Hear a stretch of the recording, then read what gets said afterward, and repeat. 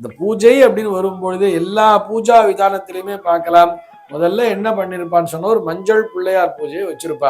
இந்த மஞ்சள் பிள்ளையார் எதுக்கு வச்சு பூஜை பண்ணுவான்னு சொன்னா நம்ம ஒரு வார்ம் அப் மாதிரின்னு கூட எடுத்துக்கலாம். அந்த பூஜைக்கான ஒரு அதாவது ஏதோ ஒரு விஷயத்த நம்ம பண்ண போறோம், அதற்கு முன்னாடி ஒரு வார்ம் அப் அப்படிங்கிற மாதிரி கூட.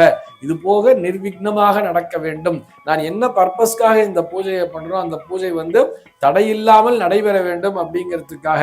அந்த மாதிரி நம்ம என்ன பர்பஸ்க்காக இந்த பூஜையை பண்றோமோ அந்த பர்பஸும் நமக்கு சால்வ் ஆகணும், இந்த விஷயம் எனக்கு முழுமையாக நிறைவேற வேண்டும் அப்படிங்கிறதுக்காகத்தான் எந்த விதமான தடையும் இன்றி நிர்விக்னமாக இந்த விஷயம் நடக்க வேண்டும்ங்கிறதுக்காக இந்த பிள்ளையார் பூஜைங்கிறத பண்ணுவா. அதனை தொடர்ந்து அந்த விக்னேஸ்வர பூஜை ஆன உடனேயே சங்கல்பத்தை செய்துவிட்டு அங்கே புண்ணியாக வாச்சனம் என்கின்ற ஒரு விஷயத்தை செய்வார்கள்.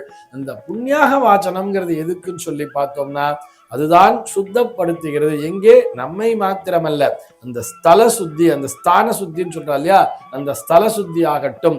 இது போக அந்த பூஜைக்காக நிறைய சாமான்கள்லாம் வாங்கிட்டு வந்து வச்சிருப்போம். புஷ்பம் வச்சிருப்போம், நெய் வச்சிருப்போம், சமைத்துக்கட்டு வச்சிருப்போம், ஹோமத்துக்காக வச்சிருப்போம், மாலைகள்லாம் வச்சிருப்போம். எல்லாவற்றையும் அந்த என்னென்ன சாமான்கள்லாம் வச்சிருக்கோமோ அந்த சாமான்கள் அனைத்தும் சுத்தி அடைய வேண்டும் அப்படிங்கிறதுக்காகவும், அதுபோக நம்முடைய உடம்பு சுத்தமாக வேண்டும், நம்முடைய மனமும் சுத்தமாக வேண்டும் சொல்லிட்டு தான் அந்த புண்ணியாக வாசனத்தை செய்து விட்டோம். இந்த புண்ணியாக வாசனம் பண்ணும் பொழுது கூட மந்திரத்தை சொல்லி இருப்பார்கள்.